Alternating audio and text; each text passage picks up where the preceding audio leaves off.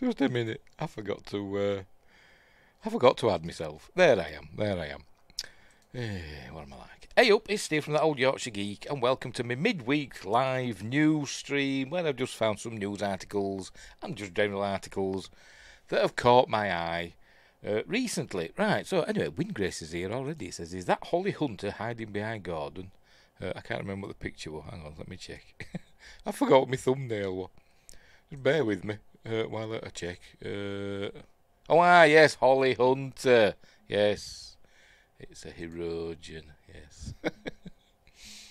Oh dear, such a wag. Right, so anyway, but welcome Windgrace, welcome to the show. Before we start, don't forget, like and subscribe. You know what they say. What do the kids say? Smash that like button. Share the videos and all that stuff. Drop a comment. Join us in the live chat, etc. Right, we should be live on YouTube. I presume we are, because Windgrace is here. Yes, we're live on Rumble, I hope. Refresh, and is it going to start? God, no. Yes, we're live on Rumble, and we should be live on Twitch. Fingers crossed, I've got to refresh that as well. Yes, we're live on Twitch as well as. Right.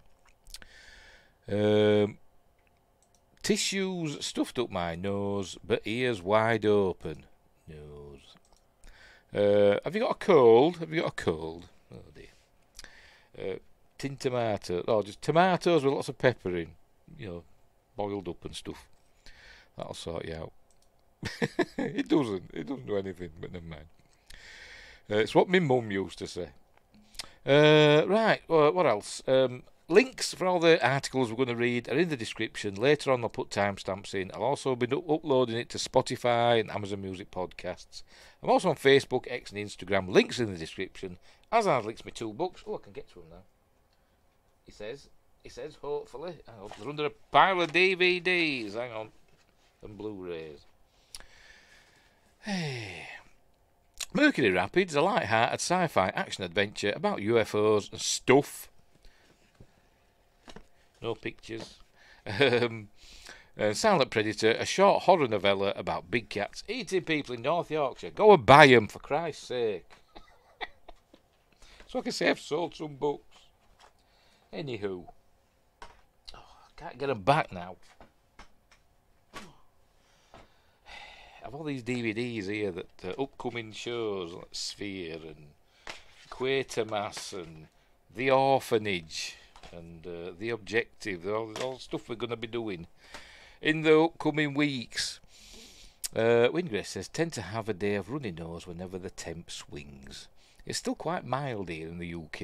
It's been quite hot and sticky recently. Temperatures like mid-20s, you know, just almost reaching 30s.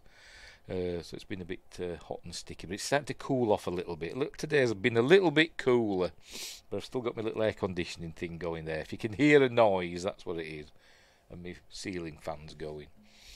Because we don't have air conditioning in the UK, because we're behind the times. Right, is that it? Shall we get on with the news? Right, so off we go. First up, a bit of sad news. I'm sure I'm going to say something else. I can't remember what it was, but never mind. First up, a bit of sad news from the Hollywood Reporter. Patti Yasutake.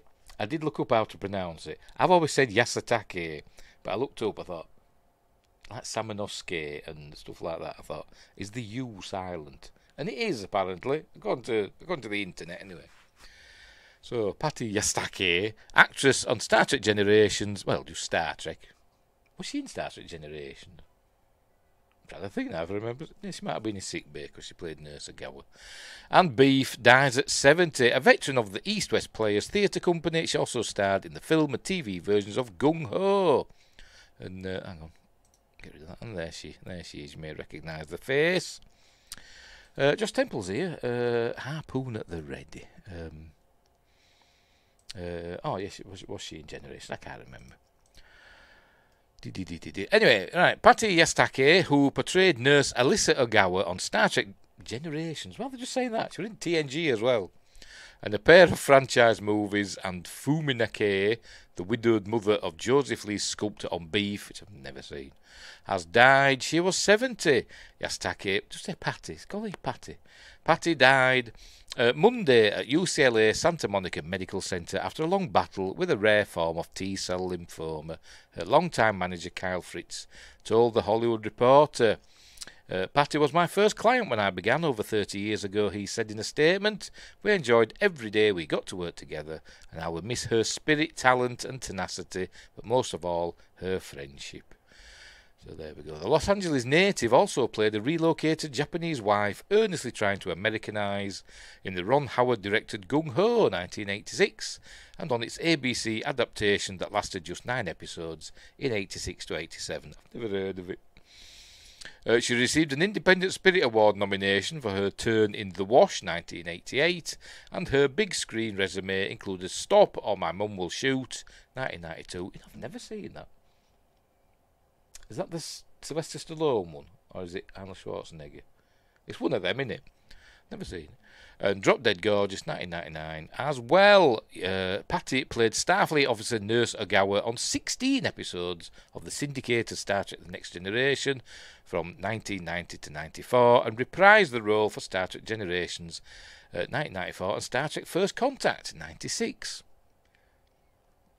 Yeah, she'll have been in sick bay, won't she?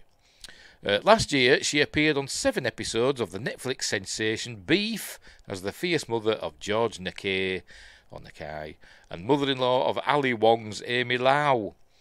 Born on September 6, 1953, Patti was raised in Gardena and Inglewood. She graduated from UCLA with a degree in theatre and then began her career with the theatre company East West Players, where she worked with the Oscar-nominated actor Mako. Later, her co-star in The Wash for 6 years. Princess wants to go out. She's been a pest.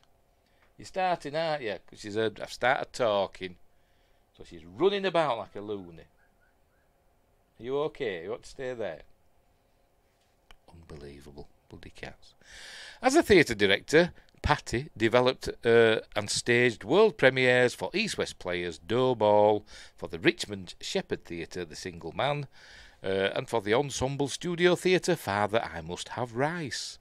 And she sounds a bit, stereotypical, doesn't it, that one? And she remounted Tea for the Odyssey Theatre. She also directed workshop presentations at the Mark Taper Forum, Arizona Theatre Company, Los Angeles Theatre Centre, and Geffen Playhouse. Survivors include her siblings, Linda and Stephen. A memorial will be held at East West Players. Donations in her memory can be made to the theatre company. So there we go. Poor Patti Yasutake passed away at 70. I always liked Nurse Ogawa more than Keiko O'Brien, and I always thought he should have, if he were into, Oriental women, can I say that? I don't know, but anyway, he should have gone with Nurse Ogawa rather than Keiko. I was never a big fan of Keiko, but I liked Nurse Ogawa, but that was he ended up marrying that Andrew fella. I can't remember his last name. She ended up getting pregnant, didn't she?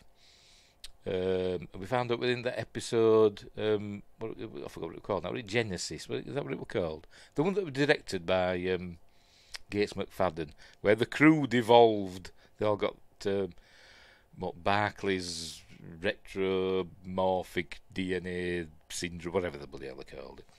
Where they all devolved into various creatures. And she kind of turned into a monkey, didn't she? If I remember rightly. But anyway, so there we go. Very sad at 70. Right, so let's move on. More sad news, actually. We're starting on a bit of a down. I thought they'd get the sad stuff out of the way at the beginning. This is from the BBC. Daisy Ridley reveals Graves' disease diagnosis. I've got to admit, I've no idea what Graves' disease is. I've looked it up, obviously, but I've never heard of it. But it's still sad. Actress Daisy Ridley has spoken for the first time about being diagnosed with Graves' disease, an autoimmune condition that mainly affects young and middle-aged women. Ridley, 32, known for playing Rey in the later Star Wars films, Disney Star Wars, Initially put symptoms including a racing heart, weight loss. I mean, she's skinny already. Can't be losing any more weight, can she? Fatigue and hand tremors, down to the effects of making a recent film. I thought, well, I've just played a really stressful role. I'm presuming she's talking about that woman where she played that woman that swam across the English Channel. I'm guessing that. Presumably that's why I feel poorly, she told Women's Health. But she was then diagnosed after a doctor suggested it could be Graves, which he told her often makes people feel tired but wired. Ridley realised she had been feeling particularly irritable. She said, by the way, I'm shattered. I'm really tired. Tonight, I'm yawning now because thinking about it. Oh dear, I'm a buggered. I'm nearly tired out. I was going to have a little nap in my chair earlier on, but Princess put the mockers on that by leaping onto me. Anyway, I have all these symptoms except the one I could use. Yes, same here, the weight loss one. Oh dear. That's actually true. Apart from the hand, I don't have hand tremors, but I don't have the steadiest hand. But anyway. Ridley realised she had been feeling particularly irritable, she said. It was funny. I was like, oh, I just thought I was annoyed at the world. But turns out everything is functioning so quickly, you can't chill out. She told the magazine that women should not be prepared to accept feeling unwell. We all read the stats about women being undiagnosed or underdiagnosed, and it's about sort of coming to terms with saying, I really actually don't feel good, and I'm not going, I'm fine, which everybody does, don't they? Everybody says they're fine, when really, you know you're not. But you think, it'll pass. That's what I think, and then I'll probably be dead next week. It's just normalised to not feel good. Graves' disease is related to an overactive thyroid and is much less severe than what a lot of people go through, Ridley said. But she added, even if you can deal with it, you shouldn't have to. If there's a problem, you shouldn't have to just suffer through it. After getting her diagnosis almost a year ago, so it's not a new thing, and making other lifestyle and diet changes, she said she became aware of the difference they had made. I didn't realise how bad I felt before, she said. Then I looked back and thought, how did I do that? The British actress is known for appearing in Star Wars films, including The Force Awakens and The Last Jedi. And, might as well just add the Rise of Palpatine as well while you're at it. As well as the recent dramas Magpie and Young Woman and the Sea. What is Graves' disease? Graves' disease is an autoimmune condition where your immune system produces antibodies that cause the thyroid to produce too much thyroid hormone, according to the NHS. I've been tired since I was 12. What am I laughing for? Don't know. About 80% of people with an overactive thyroid gland have it. The cause is unknown, but it mostly affects young or middle-aged women and often runs in families. Smoking can also increase your risk of getting it. Ugh. Symptoms can include irritability and swings in emotion, nervousness or anxiety, weight loss in spite of a good appetite. By the way, I've not had an appetite the last few days. I've been picking at things and not eating a lot, getting full. And so I'm probably dying. Palpitations, fast or irregular heartbeat, sweating and feeling hot, shaking or tremor, poor sleep, muscle weakness. I think I've got Graves' disease. With difficulty getting out of a chair or climbing stairs. Yes, that's me. Frequent bowel movements. I don't know. I'm quite regular. I wouldn't say frequent. Women who are having periods, they may become light or stop altogether.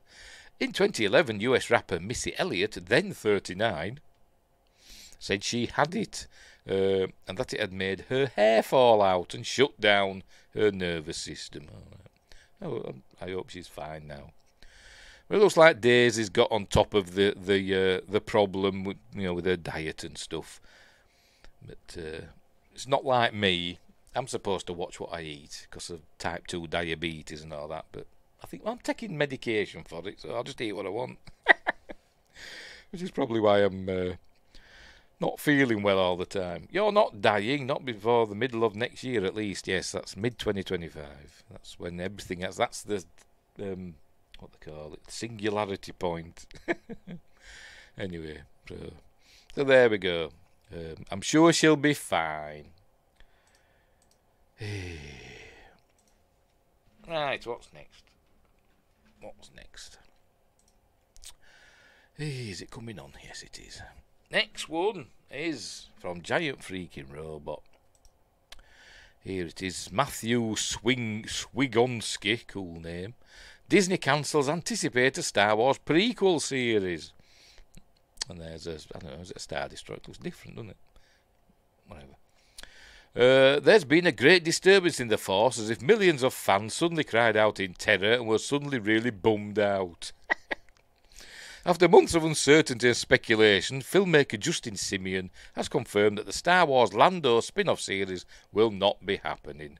The Donald Glover-led production was set to become the latest entry into the Star Wars universe for Disney Plus programming. I think there's a couple of months ago, there was a story floating about that Donald Glover and his brother were like moving forward with it. So is this a recent thing? Wingrose says, I am the anchor being, I must survive. I will survive. Whatever, you know. Donna Summer. Not that I'm gay. What am I talking about? Don't know. Anyway, news of the Star Wars Lando series was first announced back in December 2020. The show was set to follow Lando Calrissian's exploits as he transforms from a money-hungry smuggler to eventually becoming a key figure in the Resistance. With characters, sorry, because I'm sighing, because I know they're on about Disney Star Wars. With characters such as Obi-Wan and Boba Fett getting their own recent spin-off series, both not very good, it only made sense for another fan favourite to get the same treatment. At least we got Glover in Solo. Yeah, but it wasn't great, was it? It wasn't terrible. I didn't mind Solo, to be honest, but it wasn't the best. Fans first got a taste of Glover's depiction of the popular Star Wars character when he was a supporting character in Solo, A Star Wars Story. Glover earned high praise for his ability to capture Billy D. Williams' personality and charisma from the original trilogy. Yeah, he was alright. They were kind of doing an impression of Billy D. Williams, which, fair enough. With a popular actor on board and plenty of excitement from fans, it seemed like nothing could get in the way of Star Wars Lando. It were even on, the big board. Remember that what Kathleen Kennedy stood in front of with all the Star Wars stuff that's coming up? How much of that's not happening? Probably most of it. However, in a conversation with Collider, Simeon admits that he knew that Star Wars Lando was in trouble pretty early on. It became clear they probably won't want me to say this, but I knew it was official when I read it in the trades, Simeon says, but the writing was super on the wall. And there he is in Rise of Palpatine. And Dretch Tiger's here, saying, yo! Even with Disney Plus pulling the plug on the spin-off series, there has never been any concrete explanation as to why. Simeon explains that his Star Wars show was almost completely fleshed out when he got the news. It was pretty developed. Yeah, there was a Bible, there was concept art, there were scripts, but it just wasn't meant to be, he says. As for Simeon, there must be like thousands, maybe hundreds of thousands of, decent scripts that I'll never see the light of day, that whoever wrote them put days, months, years into writing it, and it's just like a waste, isn't it? A waste of paper. Anywho, the same Simeon from the yes, it is him. I think you're going to mention it here in a bit. Yes, that one is that one. As for Simeon, he still has plenty of work to do to keep him busy in the foreseeable future. Even with the sudden cancellation of Star Wars Lando, he's currently promoting Hollywood Black, and his MGM Plus docuseries examines race and representation in Hollywood. The docuseries is based on the novel Hollywood Black, The Stars, the Films, the Filmmakers, written by historian Donald Bogle. There we go, from Wars to Trek. Simeon will also be able to flex his sci-fi muscles with his upcoming Star Trek comedy series. Although the show remains untitled, it was first announced at the San Diego Comic-Con. The show will follow a group of Federation outsiders who work on a luxurious resort planet. So is it going to be on Riser? That's the only resort planet I can think of. And the Shore Leave planet. Anyway, even with the Star Wars Lando series getting the axe, the American axe, no E, at Disney Plus, there is still hope for fans. In July 2023, Stephen Glover joined his brother Donald Glover to take over the project. Was it last year? It means that a few months ago. A year ago. To take over the project. But instead of working on the series, the project will be a feature film. No, it won't. No, it won't. In an appearance on the podcast, Pablo Torre Finds Out. I can hardly read that red on grey. Stephen Glover first spoke about the possible Star Wars Lando film, but during the September 2023 episode, Glover kept his cards close to his chest. It's not even a show, Glover explained. The idea right now is to do a movie. Right now, because of the strike, it's kind of like telephone all of the information. What's he talking about? God knows. Yes, axe has an E. Yes, it does.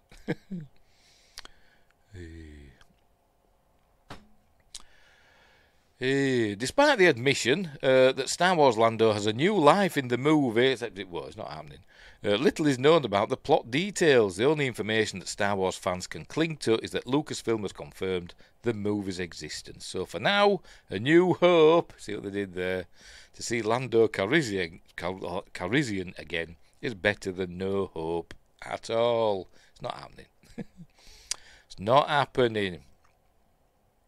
And it's that Rey film might not be happening because, that earnings call, or a Disney earnings call, was it today or yesterday? Whenever. I think it was this morning, wasn't it? America time. And Bob Iger talking about upcoming things and upcoming Star Wars things. I think he talked about the Mandalorian movie. We didn't mention the Rey movie. So there you go. We should start inventing inside sources and random podcast names for our videos. I'd love to have a source in the studio. It'd be cool, wouldn't it? Anyway, I don't think the Lando movie's happening. The series isn't happening, apparently, and I don't think the movie's going to happen, despite what the Glover brothers say. I don't know what's happening with Star Wars, to be honest. I don't know. I mean, there's other news, isn't there, about Kathleen Kennedy. There's rumours from Chris Gore that she wants to leave, she wants to retire, but she wants a win, she wants to retire with a big win. So she might have a long wait, so she'll be there till she's 90. Just like Hugh Jackman. Anyway. But that's just rumours, because he's got sources. Anyway, speaking of Star Wars, here we go. From The Direct, the Acolyte Season 2 release prospects get discouraging update. Rumour. They've spelt the American way. From Savannah Sanders. Discouraging, is it? We all know it's not going to happen because it was bloody awful. Anyway. Just Temple says her big win would be her retiring now and saving us all from crap. Yes, it would. It would. Anywho, a new rumour suggests Star Wars fans may never see the Acolyte Season 2. Yay! I wish I had a yay button. Episode 8 of Lucasfilm's live-action High Republic series may have closed the book on May and Osha's history. Osha May, don't forget. Named after a Canadian soap. With the Jedi and Master Sol, still it hinted at a wider story involving Darth Plagueis, Master Yoda and Venestra Rose, history with, is it Kimir or Chimere? I've heard it pronounced both ways. Was it ever said in the show? I don't know, but anyway. However, due to the Acolyte's poor reception and record low score on Rotten Tomatoes, that's a boy, I haven't checked what it is. Is it still there? Or is that one? Is it that one there? We'll check that. Just bear with me. I'll just go and have a look and see what the score is these days. Well, it was like 15%, wasn't it? What is it now? Oh, it's gone up. It's up to 17% now. It's up to 17%. Hang on, let me. There we go. Spladosh, there we go. It's up to 17%. So it's got better. It was 15 last time I checked. All critics 80, top critics 72. But that's not the score, though, is it? It's 17% of the audience gave it a score of 3 stars out of 5 or higher. Anywho, back to this.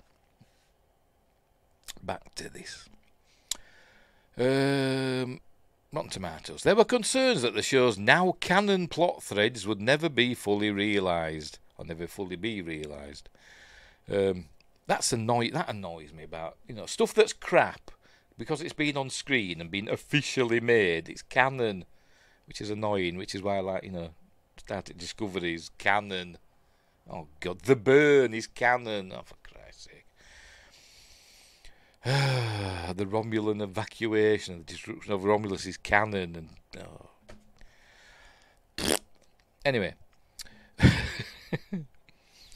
Less than a month after the Acolyte Episode 8 dropped on Disney+, Star Wars audiences received their first unofficial update about the show's prospects. In a video on his YouTube channel, Christian Harloff shared, "There's no world where it's the Acolyte, is getting a season 2. I watched that film last night, Civil War, that film with Kirsten Dunst in it, and Kaylee Spaney, and the fella that plays I don't know what it was, to be honest, but the man that's accompanying them just reminded me of Christian Harloff, but that's a by the by. Anyway, quote, "I don't know how true it is, but I heard about The Acolyte. There's no world where it's getting a season 2. Why did you just there? Well, whatever. Granted, this report isn't official. Harloff relayed the information from somebody that said they heard from somebody pretty close inside," speaking of telephones, "and warned fans to take the news with a grain of salt. Quote, I heard from somebody that said they heard from somebody pretty close inside, someone who knows somebody who knows somebody. So take it with a grain of salt. But from what I heard from this particular person is that there's no world where Acolyte gets a season 2. Still, it indicates that the in-house conversation concerning the Acolyte is less than encouraging and supports speculation that season 2 isn't moving forward." Interesting ad you have there. Yes, about empower Ukrainian children's future. Oh, you know about that one. What's that one? I don't know what that is. I don't know what it's an advert for. What does it lead to? No idea. Some machine and a woman in a tight dress. Cool. I've actually got ad blocker on. I don't know how they're appearing. But anyway. I forgot where I'm on now. It is unknown. I'll start there. I might have said it again. It is unknown whether the Acolyte has any hope of continuing, especially in the wake of intense fan criticism. But there is some evidence that Lucasfilm originally intended for the Acolyte to continue with a second season. For instance, showrunner and creator Leslie Yee Headland previously told Nerdist that season 2 conversations took place, but, quote, I don't know when that decision will be made. Never. She also shared via Collider that she pitched The Acolyte as a multi-season show and explained conflicts that I see happening, specifically in the second season, to Lucasfilm President Kathleen Kennedy. Quote, we could make it pretty quickly. We definitely have a timeline. I have a lot of ideas. And again, a lot of it was stuff that I told Kathleen Kennedy early on. In terms of where I would like the season to go and the conflicts that I see happening specifically in the second season, I think she's going to be disappointed. The Acolyte season 2 will continue as Yoda, in which he barely appears. with the exclamation mark. Yoda with the exclamation mark. A musical. Star Wars fans' problem is whether they will ever learn of the divisive series' true fate after its season 1 run. What do you mean? Of course we'll learn. If we never see it again, then we'll learn its fate.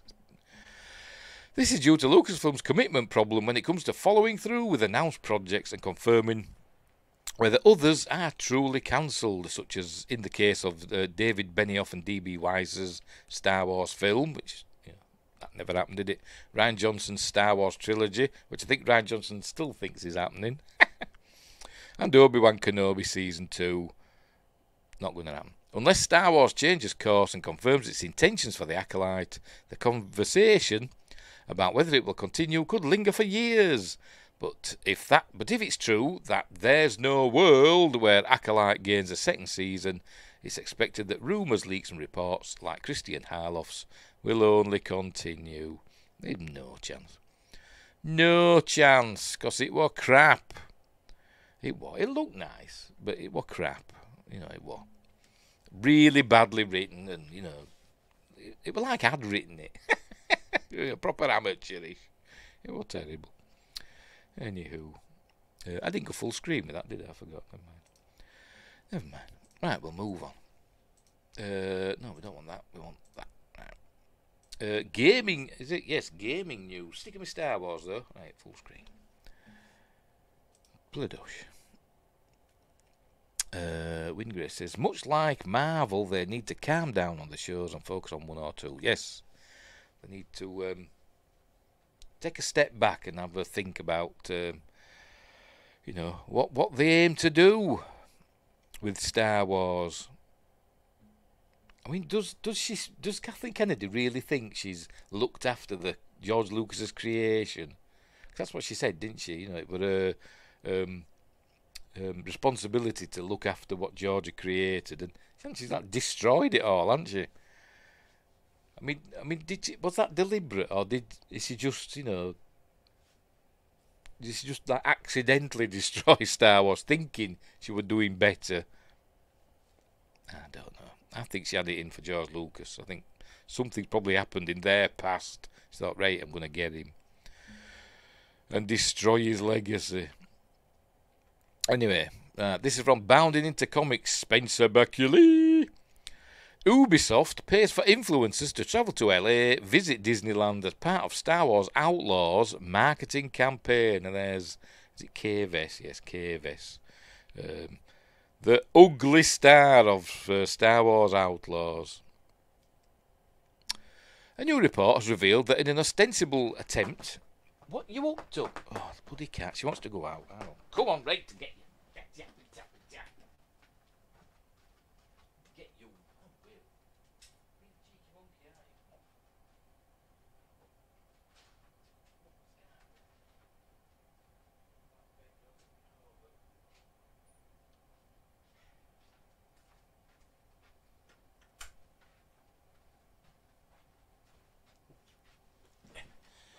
you? Bloody animal. It's more like they keep putting things out because they're afraid 2 months without content will make people forget. I think there is something to do with that. Particularly, with Disney Plus anyway. I think there's lots on Disney Plus, so I don't know why they feel obligated to keep creating new shows and spending like hundreds of millions of dollars on these new shows. But yes, instead of absence making the heart grow fonder. Yes, it does. Unless it's, I don't know though, because shows these days take so long to make, don't they? I mean, let's say House of the Dragons just finished, and they say it's going to be another 2 years ish before the next season comes out. And in the old days, they used to bang out 24 episode seasons every year, didn't they? Those days are long gone. Anyway. Right, where were we? A new report has revealed that in an ostensible attempt to elicit favourable fan coverage from Ubisoft, that's pronounced. It's Ubisoft, isn't it? Ubisoft is spending big. On the online. On the online influencer angle of their Star Wars Outlaws marketing campaign. There she is again. The actress that plays Humbly Gonzalez is really pretty, but they've uglied her up for the game. And she don't look much like her, to be honest. But anyway. Hang on, where were we? Well, I'm also tired of shows looking like movies.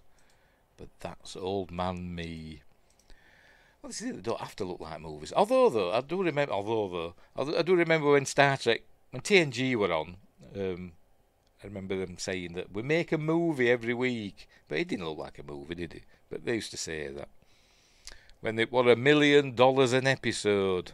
And we also go, wow, that's a lot of money. And now shows are like $20 million an episode. Right, where were we? The depths of Ubisoft's wallet in regards to promoting their upcoming Star Wars were first brought to light courtesy of German video game and sci-fi YouTuber Cyberpunk 20XX.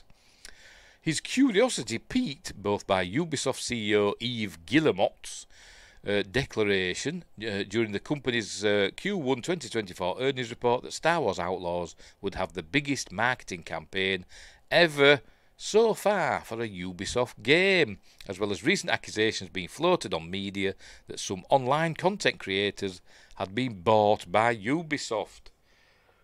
Oh, pardon me. Just a minute.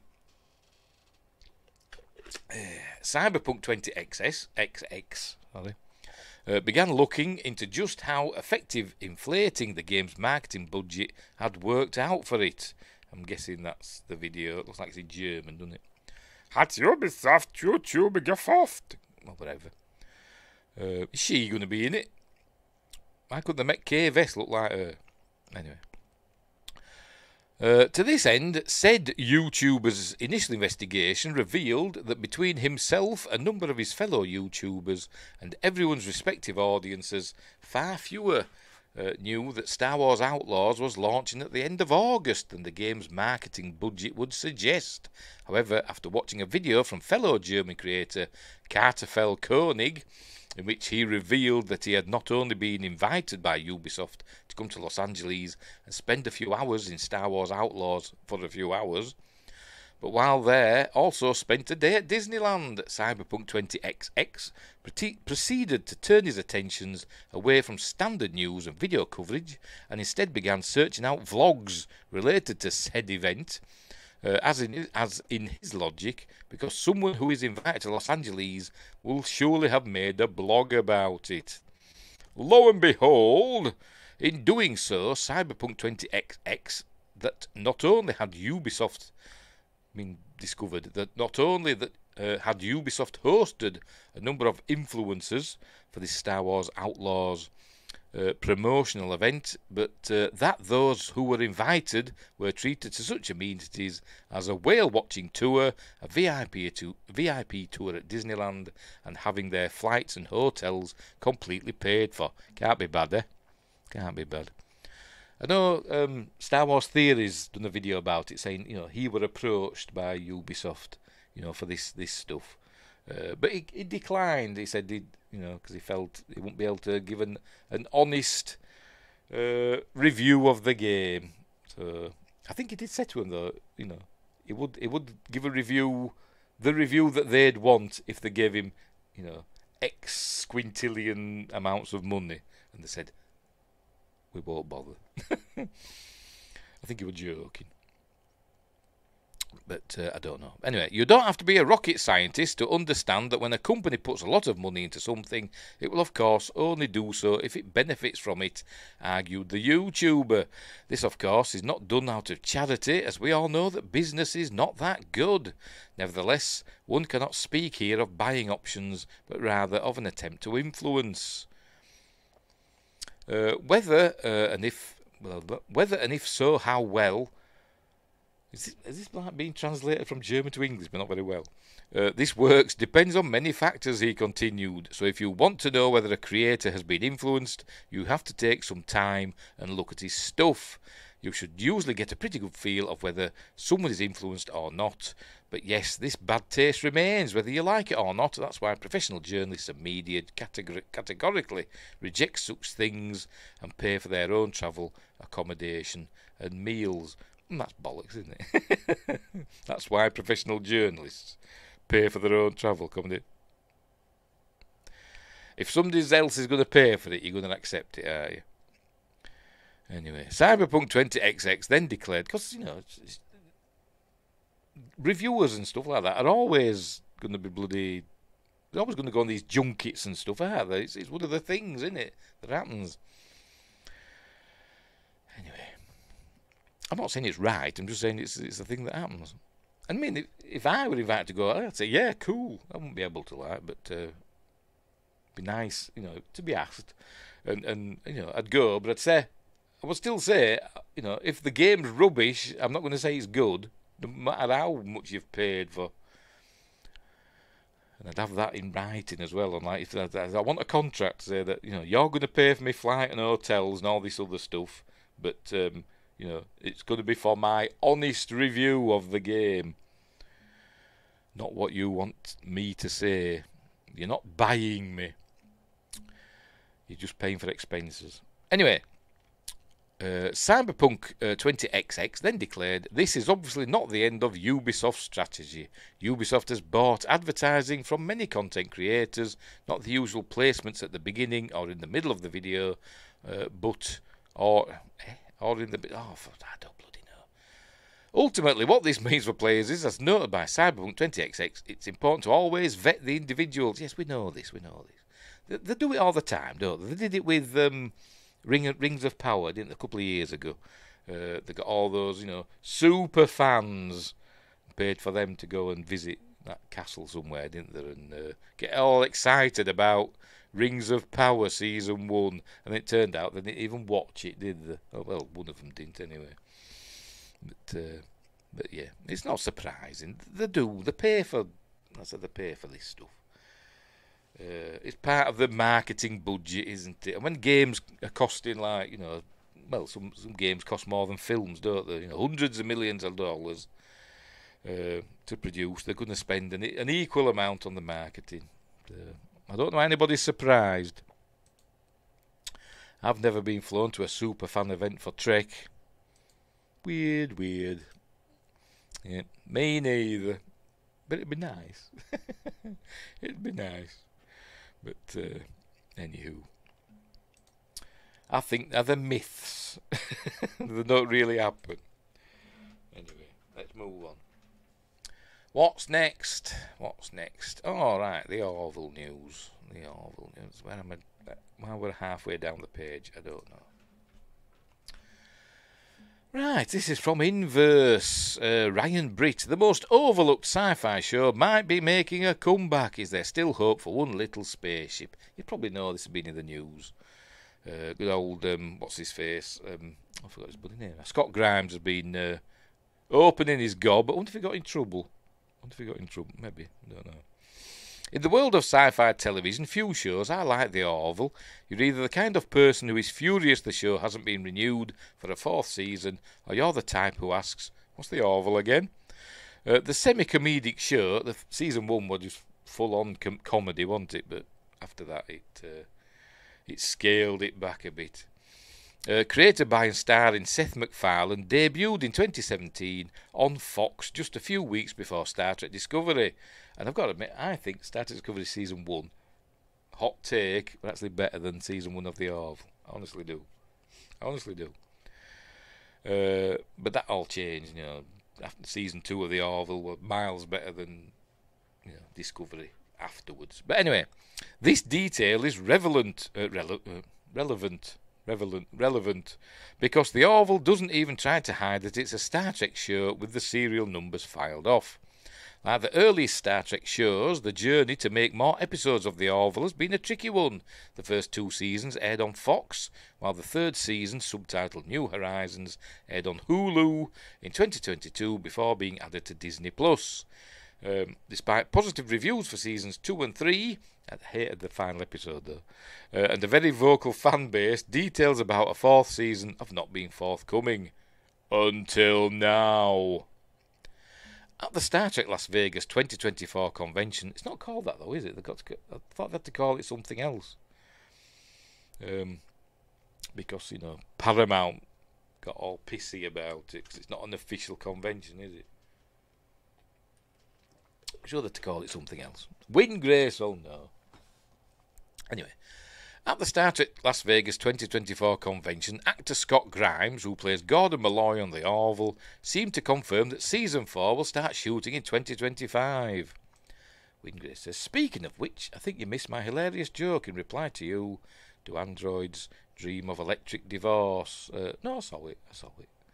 But that were on talking the Orville, JP's stream, wasn't it? Yes, I did see it. I don't think JP he never read out any of my comments for some reason. Never mind.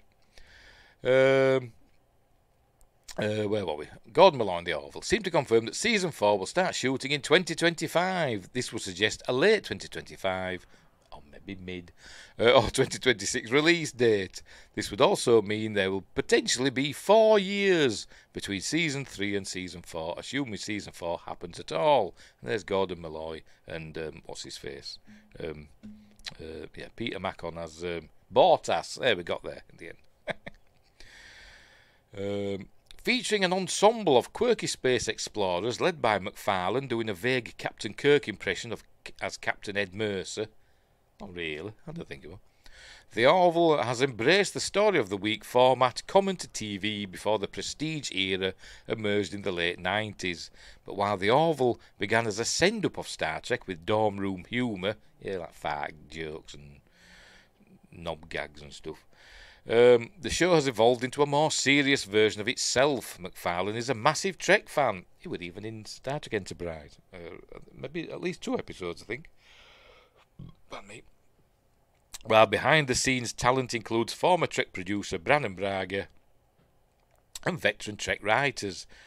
Several Star Trek guest stars have also crossed over, and some episodes were directed by Commander Riker actor Jonathan Frakes.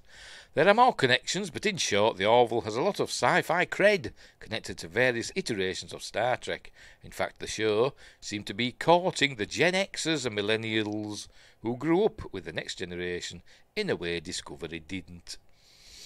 At this point, however, it's difficult to argue the Orville offers anything that the humour of Lower Decks or the episodic format of Strange New Worlds doesn't. The best thing the Orville has going for it now is its own inherent Orville-ness, a show that can somehow exist outside of the shadow of Star Trek despite fashioning itself as a Star Trek show. It's a Star Trek show, but it doesn't have transporters. I kept expecting them to be invented, or them to find an alien transporter beam, but it never happened, did it? Its audience is maybe Season 4. Its audience is tricky to predict. Does the show still offer enough to attract a bunch of Trek fans as the series apparently moves into Season 4? Dropping Season 3 on Disney Plus surely helped viewership. That's not a given, is it? Because I saw a thing today about the top streamers, and Disney Plus is way behind. Anyway, and if Grimes is speaking the truth, this could mean another big season for the Orville in a year or 2. But until something comes straight from McFarlane, Season 4 is still a hope, not a fact. Let's also hope it still has an audience amid the modern Trek landscape. Yeah, as good as I like the Orville, no, we do get a Season 4, but what's the face? Adrian Palicki has said, kind of suggested that it's not happening, didn't she? They met aliens with transporters. Did they? Oh, I must have missed that one. On the interphasic planet where Kelly was God. Oh, did they have transporters? I can't remember. Someone didn't steal the technology. But anyway, I don't remember that bit. I don't remember seeing a transporter anywhere in the Orville, or teleporter, or whatever they'd call it. But anyway, so I hope it does come back for Season 4, but I'm not holding my breath. But anyway, there we go. Moving on. And is Scott Grimes in trouble for spilling the beans? What have I done there? Dunno. Probably. Wonder if they give him a talking to. I wonder if Seth MacFarlane, but on the blower to him. Scott, what are you saying? You're not supposed to tell anybody. Well, you didn't tell me not to tell anybody. Anywho, this next one from Screen Rant by Greg MacArthur. J.J. Abrams' upcoming secret movie. It's also bloody secretive, isn't it? I'm chuffing at J.J. Abrams. These bloody mystery boxes. Has my full attention now, says Greg MacArthur. Right, the newly announced, untitled J.J. Abrams movie looks much more appealing after casting two of the biggest rising stars in Hollywood. Abrams' latest movie is set to star both Glenn Powell and Jenna Ortega. While Powell, 35, has certainly been around the block, he's skyrocketed to superstardom, with his recent works Anyone But You, Hitman, and now Twisters. Not seen any of them. Which has made him one of the most in-demand actors currently working in Hollywood.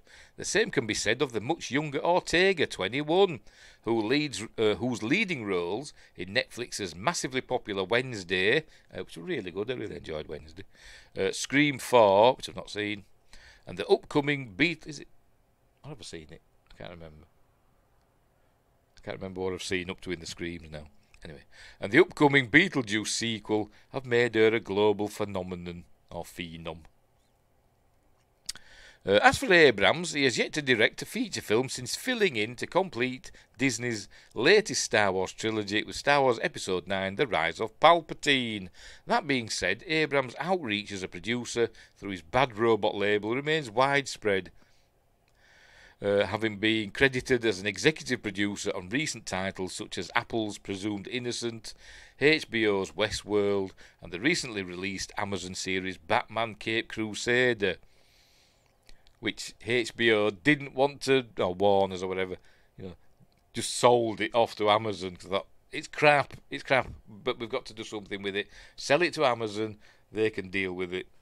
And apparently it's rubbish. I've not watched it, so I don't know.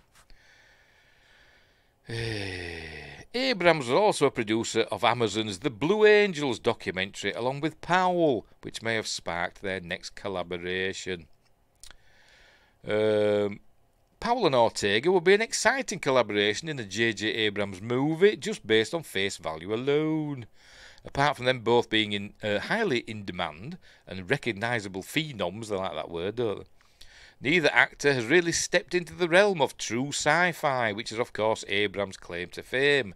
Similar to Robert Pattinson's recent trek into the sci-fi genre with Bong Joon-ho's upcoming Mickey 17, Ortega and Powell could presumably leap into a brand new genre together with one of the most significant sci-fi directors of all time. I don't think so. Ooh, I actually felt anger rising. Significant sci-fi directors of all time. I mean, what has he directed? Two crappy Star Wars films, one crappy Star Trek films. One crappy Star Wars film, and one that I didn't mind it, but it did have its problems. Force Awakens, and Super 8, which were bloody awful. I'm really looking forward to that film as well. And what else? What else has he done? I can't think of anything else. So he's not one of the most significant sci-fi directors of all time. Anyway, Powell is currently locked in the action romantic comedy space, while Ortega has found momentum as one of the latest faces of modern horror. While Trek 2009 and Fringe might be the two things I'm willing to defend. I like Fringe to start with, but it kind of went off a bit. So I don't think I even saw the last season of Fringe. But when it first started, it was kind of like the X-Files, wasn't it? But then they kind of just focused too much on the other alternate universe or whatever, and fell out with it. Because it was supposed to be about fringe science, wasn't it? This is why it's called Fringe. So it was supposed to be like the X-Files with Monster of the Week and all that. But they stopped doing that. Anyway. I think he bailed on it like most things. He's never known for finishing stuff, is it? Which is why Rise of Palpatine was so bad.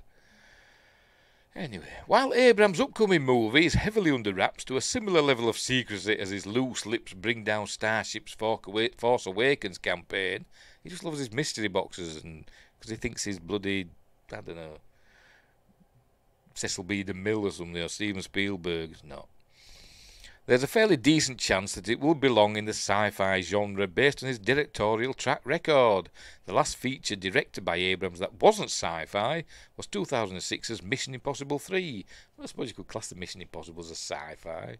The kind of sci-fi elements, all the gadgets and stuff, don't they? Yeah. Although his Super 8 2011 starring Elle Fanning and Kyle Chandler blended multiple genres such as sci-fi, action and thriller, and it was terrible. I hated it.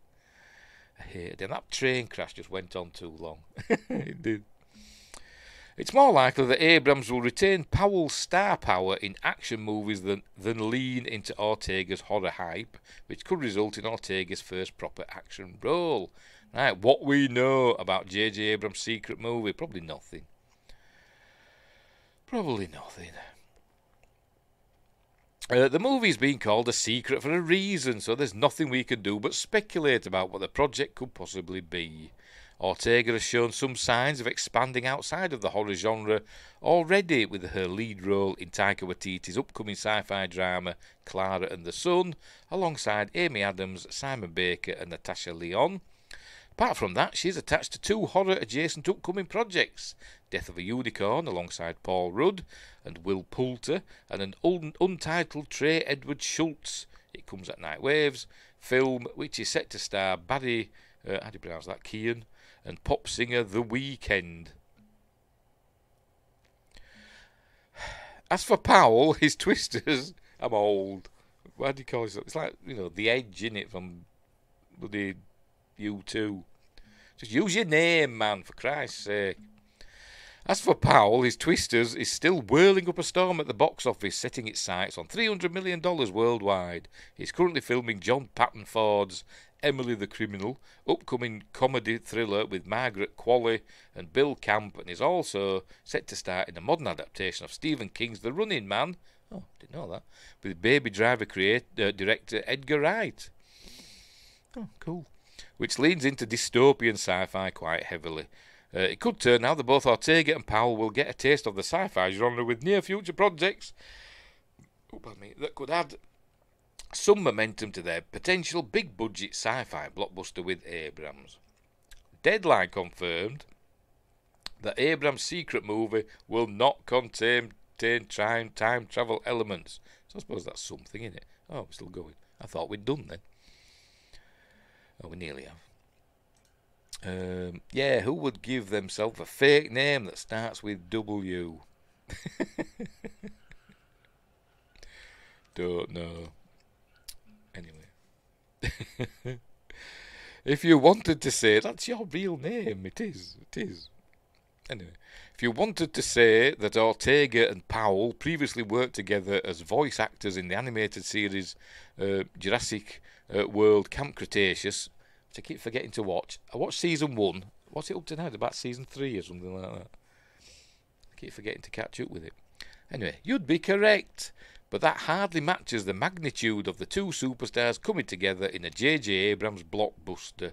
The only known movie that Abrams has worked on that has yet to be made is the sequel to 2008's Cloverfield. But J.J. Abrams was only the producer on that, for which he has a writing attachment.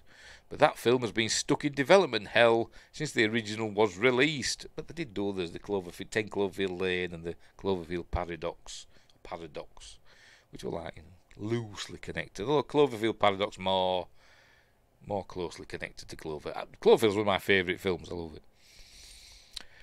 It's wise for J.J. Abrams to keep his cards close to his chest, which he always does, for his first film since Star Wars 9, especially since there'll be plenty of Powell and Ortega in the meantime. So is he out of Hollywood jail now after the ruination of Star Wars and Star Trek? He's out of Hollywood jail and doing another film. Will it be good? Don't know. I imagine it'll be competent. Because he's a good director. He's a competent director. Maybe he should just direct other people's work rather than, writing them himself. Moving on. Bloody A. Is he still collecting money from HBO? Probably not.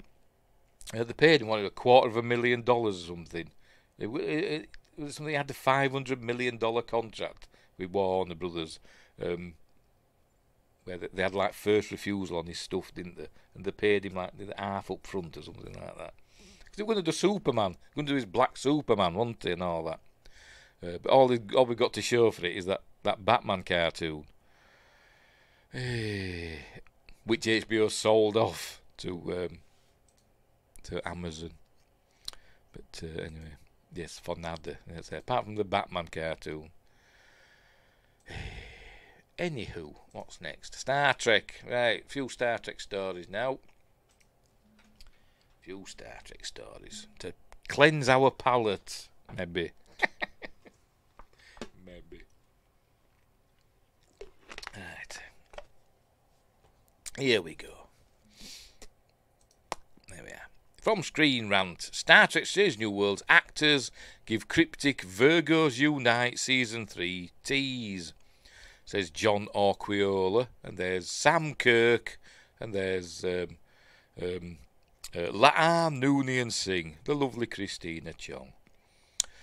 Star Trek Strange New Worlds actors drop a cryptic hint for Season 3, Virgos Unite. Strange New Worlds Season 3 wrapped in May, and the highly anticipated episodes are expected to premiere on Paramount Plus in 2025. Meanwhile, a hilarious 5-minute clip of the crew of the USS Enterprise turned into Vulcans. No, it wasn't hilarious, it was bloody awful. I hated it. Was dropped at San Diego Comic-Con, which comes from a Star Trek Strange New Worlds Season 3 episode directed by Jordan Canning. Screen Rant was at Star Trek Las Vegas, Trek to Vegas. Is that what they called it? I thought they weren't allowed to use the Star Trek name. Anyway. Where Christina Chong, Dan Janot, is that how you pronounce it? Or G, not Janot, I don't know. Melissa Navier, Bruce Horak, Jess Bush, Dishy Jess Bush, and Babs Olasanmakun, Ollie to his mates, appeared on stage together for the first half of Star Trek Strange New Worlds panel moderated by Scott Mantz. Christina intriguingly teased that Virgos unite in Star Trek Strange New Worlds Season 3, referring specifically to herself, Dan, Melissa and Babs. Sorry, in Yorkshire, I don't know if anywhere else in the UK, but Babs kind of means something else. Dan also notes that he has a scene with a dog he is excited about in Star Trek Strange New Worlds Season 3. Check out the clip below. No, there's the clip. Watch it if you want to. Who is it? That's Melissa Navier. Don't know what that is. Christina Chong also teased that Star Trek Strange New Worlds Season 3 will have Mortagus, which the spoiler-averse Melissa Navier wouldn't confirm or deny. Does that mean we're going to have more Ortegas? I'm guessing that's what she means. Right, what Virgos Unite could mean. The meaning of Virgos Unite has a couple of intriguing possibilities in Star Trek Strange New Worlds Season 3. First, a quick glance at the birth dates of Christina Chong, Babs Olasanmakun, Melissa Navier and Dan Janot confirms that all four actors fall in the late August to late September timeframe of the zodiac sign Virgo. So Christina was obviously referring to how she, Dan, Melissa and Babs are all Virgos. She flies the ship. Yes, she does. That's what she does, and that's all she should do. Maybe a bit of botany on the side. By the way, let's make sure we're still going. Yes, we are. Hang on, I'll just give this a share. I keep forgetting to share stuff. My streams. Give that a share. And I'll give the... what's that? Pardon me. I don't have to go to TwitchCon. Where's that gone? There it is. And I'll share that as well. Right. Sorry, hang on, I haven't done yet. Right. Where were we? Hang on. Wingrave says, I mean, we know they all survived the Gorn since they showed up, and yes, showed us that goofy clip. Yes, so it kind of spoils what's gonna, supposed to be this big dramatic thing, weren't they, with the Gorn? I mean, we know they're going to survive, but, you know, why did they have to show us that particular clip? They must be proud of it, even though it was shite. But, anyway. However, Christina Chong, Melissa Navia, Dan Genome, Babs... Oh, stop saying the bloody... characters. Lieutenant La'an Noonian Singh, Lieutenant Erika Ortegas. Sort of, why did she have to be a Noonian Singh? I mean, I like the character, but why did they have to make her a Noonian Singh? It just makes too many problems down the line. Anyway, Lieutenant Sam Kirk and Dr. Joseph Mabenga have all something else in common. All of them were kidnapped by the Gorn at the end of Star Trek Strange New World Season 2, with Star Trek Strange New World Season 3's premiere set to resolve that cliffhanger. Virgos Unite could be a call to action for La'an, Ortegas, Mabenga and Kirk, Sam Kirk, to survive and defeat the carnivorous Gorn. Oh, is that it? There we go.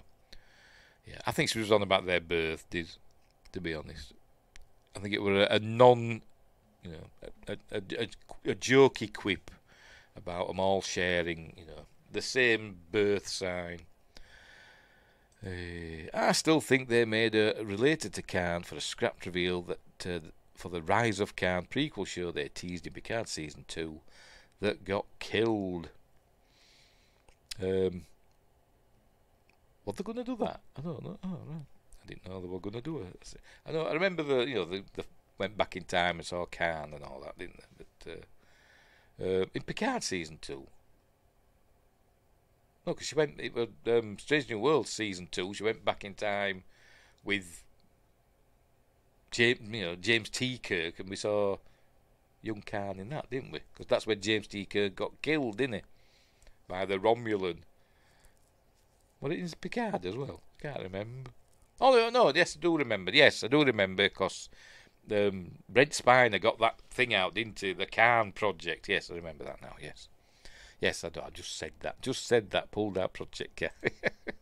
Yes, I just remembered just before your message popped up. Right. Anyway, so there we go. Anyway, I think that's got nothing to do with anything. The Virgos Unite. I think it's just been jokey about them all their birthdays nearly being the same. Right. Next up. This is interesting. This one caught my eye. This is from, I can't remember. Is it Games? Yeah, GameSpot. Land Pits. Star Trek Prodigy creators want to continue show in live action or as a movie. The Star Trek Prodigy team wants to move past their animated world. Star Trek Prodigy has had an interesting trajectory, going from Paramount Plus, then being cancelled, and then revived on Netflix shortly thereafter. The second season premiered this past July in its entirety, with all 20 episodes. Go to Windgrace's channel. He does reviews of every episode. The show focuses on a group of young aliens led by Admiral Catherine Janeway, Kate Mulgrew reprising her role from Star Trek Voyager, on a mission to find the original crew of the USS Protostar. The rumour was it going to lead to a Rise of Khan miniseries. All right. Season 3 of the show hasn't been confirmed yet, but Mulgrew is hopeful. Despite this, the cast and showrunners are even thinking about moving the series over to live action or a possible movie down the line if it's not renewed. I want people to grow up with these kids, executive producer Kevin Hagman told GameSpot at Comic-Con. I want to see them grow up and become full-fledged adult Starfleet officers. I think live action. I would want to see movies, animated movies, anything. Dan Hagman, executive producer, added, we really love the show. It only took me a month. But they're well worth a watch. So everybody go over and subscribe to Windgrace's channel and watch his videos. All of them. Brett Gray, who plays Alien Dal, said he's ready to play him in live action. Somebody just asked me to do it. Be a lot of, the prosthetics or CG, wouldn't there, to be going on. But anyway, Kate Mulgrew, a Star Trek alum, alumnus, has already done both live action and animated versions of her character and said that the animation for the series moved her. I loved it, and I cannot, and I know it sounds cloying, but I'm anything but cloying. She said, I thought their concept, and then when I saw the animation, I thought it was remarkably and astonishingly good, and the stories are, I think, unparalleled, probably because it's not strictly Star Trek, right? I don't know, it's more Star Trek than quite a lot of Star Trek we've seen. Anyway, you're letting them all learn. The beauty of it is that these children are sitting next to their mothers who watched me on Voyager, who are sitting next to her mothers who watched a Patrick Stewart. A Patrick Stewart. I think she's on about something else there. Anyway, outside of Star Trek shows like Prodigy, Lower Decks and Strange New Worlds, a prequel movie is in the works with Toby Haynes and or Black Mirror directing. We'll see. There's one comment. I wonder what the comment is. This was honestly, it says, uninspired cup. This was honestly, literally the only modern Star Trek thing approaching good. Think because it was made for kids in mind, they couldn't put all their terrible, nightmare, edgy crap in. Pretty much. Also hate this idea, everything has to be live action and everything live action is automatically an upgrade. Look at Ahsoka. Exactly. Look at Ahsoka. Which I didn't mind the first episode, but it rapidly went downhill, didn't it? Anyway, moving on. I hope, I wouldn't mind seeing a Prodigy movie or a live action series or a season 3 of the animated series, just to see what happens. It's like filling in the gap between like TNG and Picard season 1, innit? I know we've got Lower Decks in there in that time frame as well, haven't we? But anyway, will we ever see a California class ship in Prodigy, or have we seen one already? I don't know. Look at literally any live action anime. I don't know. I'm trying to think. I'm not really into animes. I don't know. The Attack on Titan, they did a live action version of that, didn't they? But I've not seen it. I tried watching the anime of like Attack on Titan. It just baffled me. It just baffled me. I have no idea what was going on. Thinking with ScarJo, Ghost in the Shell were quite good. I quite enjoyed that. What else? What else have they done? Although that Death Note, which I didn't mind, but I've never seen the anime. So, but everybody says the Death Note film is rubbish. I quite enjoyed it. So there. Cerritos was mentioned. Yes, I know it was mentioned in Project, but we didn't see it. I would recommend Cowboy Bebop. They did a live action version of that, didn't they? Which I've not seen. And that other one, I forgot what they call it now. The Pirates. I forgot what they call it. Didn't like that. People raved about that, said it was amazing. Didn't like it. That's based on the anime that's been going for about 1 million years, and there's like 50,000 episodes of it in there. Anyway, where were we? Moving on. That's what we're doing. We're getting there. Kind of Star Trek, but also not. Outlaw stars, one of my favourites, but I think it might be too Japanese for me. Space pirates, but magic. As I said, I'm not a huge anime fan. I do like some, but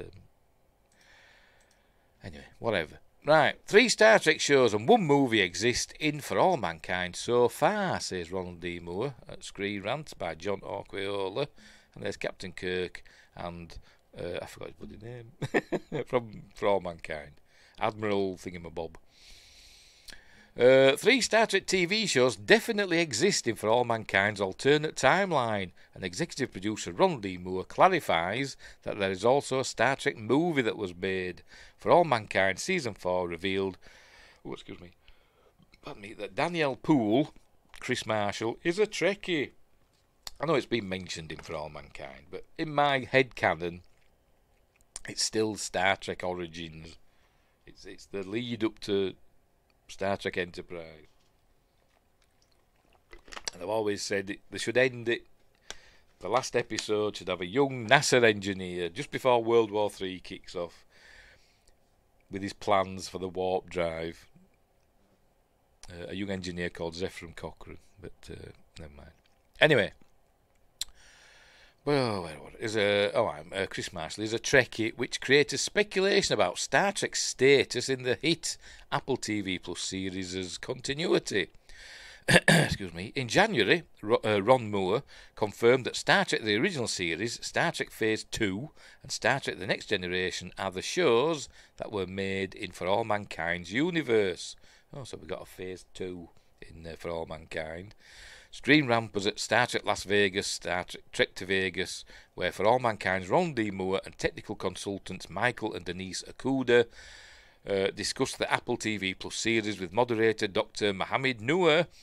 With regard to Star Trek in For All Mankind, Moore confirmed that the 3 Star Trek shows and explained that the Star Trek movie franchise skipped Star Trek the Motion Picture, presumably because they'd done Star Trek Phase 2, and jumped directly to making Star Trek The Wrath of Khan. Moore also hinted that future shows like Star Trek Deep Space Nine onward may still be made in For All Mankind's alternate reality. Watch Moore, and in that clip, there's a clip there. On X, if you want to watch that. As I said, links in the description. Right, is For All Mankind a secret Star Trek origin story? Yes, in my headcanon. And here's some pictures. There they are on Mars. Because they've got to Mars, but I think by the 80s, haven't they, in For All Mankind? It's an alternate future. If you've not seen For All Mankind, it's an alternate history where the Soviets landed on the moon in 1969 and beating America, and the space race never ended, so it accelerated. So we ended up, moon bases and ended up on Mars. So decades before, we might do it. Anyway, I think that's on the moon, isn't it? When they're on the moon. This is the woke women, because they have all these women astronauts. She becomes president. Spoilers. Her on this side, on the left-hand side. I think everybody else dies apart from her. I think. That's an actual, I think, photo of. Which one is it? It could be Ed White doing a spacewalk. I think. I'm not sure. Does it say? Don't say. There's 2, and I'm not sure which is which. There's Ed White did a spacewalk, and also Alexei Leonov also did a spacewalk. Leonov did it first, and I don't know which that's a picture of. Probably Ed White, but I don't know. That's Chris Marshall as Daniela Poole. That's Joel Kinnaman as Admiral Thingamabob. I've forgotten his name. I'll never back to the beginning. Right. Because of For All Mankind's Star Trek pedigree with legendary creators. By the way, let's go back. He's in old age makeup because he started off young in the series, and then it jumps forward, each series is like 10 years ahead of the previous one. So it starts in the 60s, but then by the time, I think we're in the early 2000s or something, the latest series, I think, can't really remember. So it's like 40 years later. So obviously they had to age him up. Anyway, right. Because of For All Mankind's Star Trek pedigree with legendary creators like Ron D. Moore and Michael and Denise Okuda, and the Apple TV Plus series' optimistic vision of space travel, many Star Trek fans think For All Mankind is really an origin story of Star Trek itself. Like Star Trek, For All Mankind begins in the late 1960s, and the show jumps ahead about a decade each season. Humanity moves farther and farther into our solar system, beginning with colonising the moon and then Mars. Trekkies speculate it won't be long before For All Mankind has bona fide starships and warp drive. They've been listening to me. Maybe they listen to my streams. Note, aliens do not exist so far in For All Mankind. We just haven't encountered them yet. 2063. That's when we encountered aliens, isn't it? Of course, countless aspects of For All Mankind's alternate reality differ and contradict the established canonical history of Star Trek. For All Mankind is telling its own story, albeit with, maybe it's the mirror universe, albeit with some similarities to Gene Roddenberry's hopeful vision. But For All Mankind's characters are very human and decidedly flawed, while the space race between NASA, the Soviet Union, and the private conglomerate Helios Aerospace is quite different from the United Earth in Star Trek.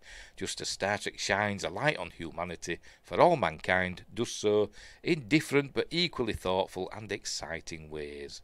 So there we go. It's really, really good. It's one of my favourite series. I love For All Mankind. It's excellent.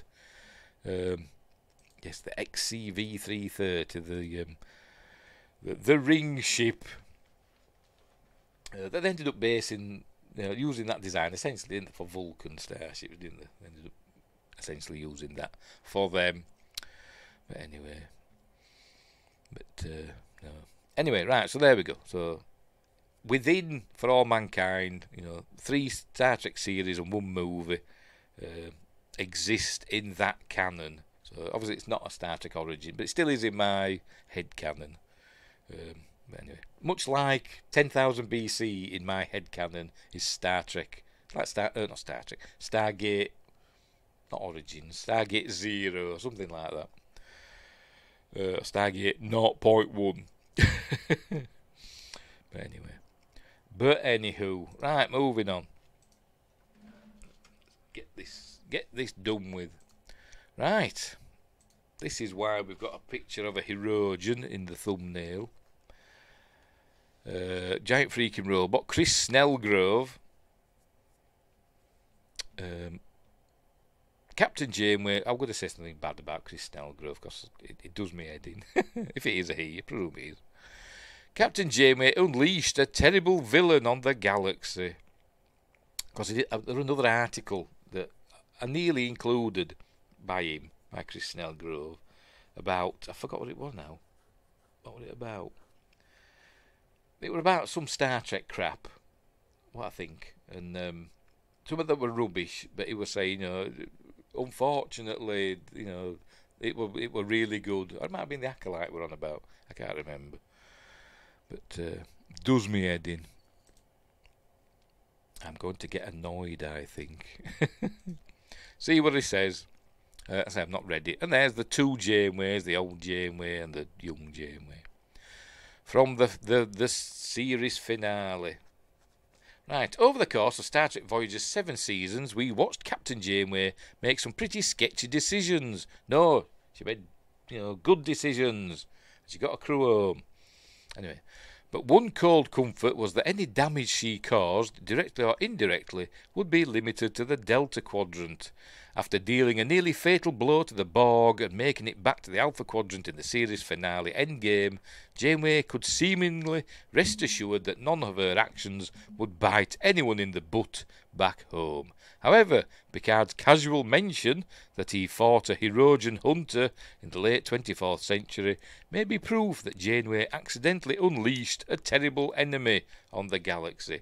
No, but they kind of watered them down, didn't they, like they did with all the bad guys in Voyager. They watered the Borg down, they watered down the Hirogen, or diluted them. Diluted Species 8472. I mean, the Vidians would have been an amazing bad guy, but we soon left them behind, and then we ended up finding out that their phage disease were cured.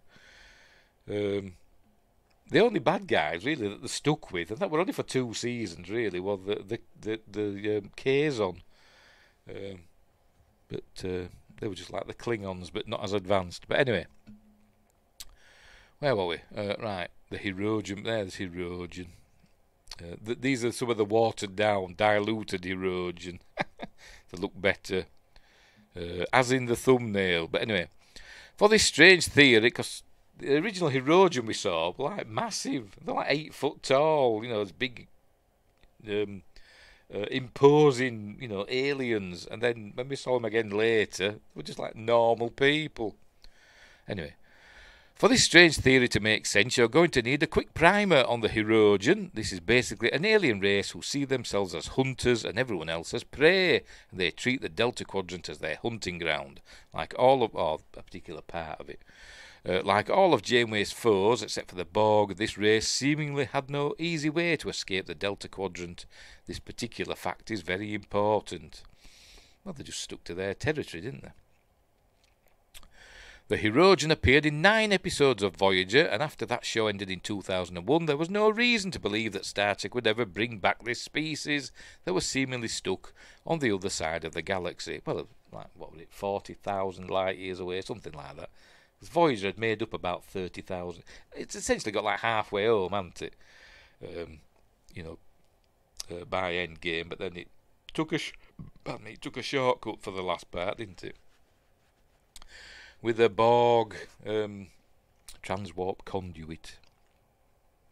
Anyway, all of that changed in the Picard Season 3 episode No Win scenario, which had a flashback sequence in which Starfleet Academy cadets excitedly asked Picard about being hunted by a Hirogen. After demurring a bit, Picard begins explaining how he survived because Worf had constructed a clever deadfall trap, and he ultimately turns the whole story into an inspirational tale of perseverance.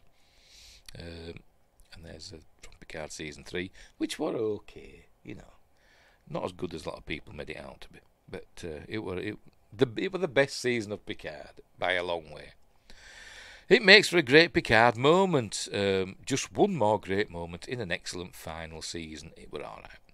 But this story about the Hirogen leaves us with many questions, chief among them, how the heck did a race stuck in the Delta Quadrant make it all the way to the Alpha Quadrant to hunt down Picard? Who says they were stuck in the Delta Quadrant? We just never encountered them before. It's a big-ass sky. The Borg weren't stuck in the Delta Quadrant because they used their transwarp conduits to go wherever they wanted, but they still had their central area that they controlled. That were in the Delta Quadrant, but they kept going to other places, didn't they?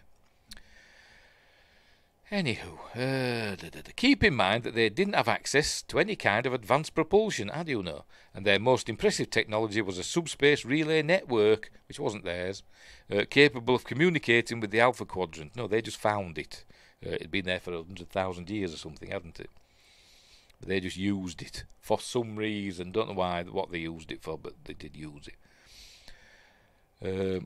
The article makes it seem like the quadrants are just walled off. Yes, exactly. Another thing about Star Trek that annoys me as well, particularly in Voyager, where they talk about actually an episode I watched recently. It was Drive, the episode Drive, with the space race, which they did a similar episode in Stargate, didn't they? But that's by the by.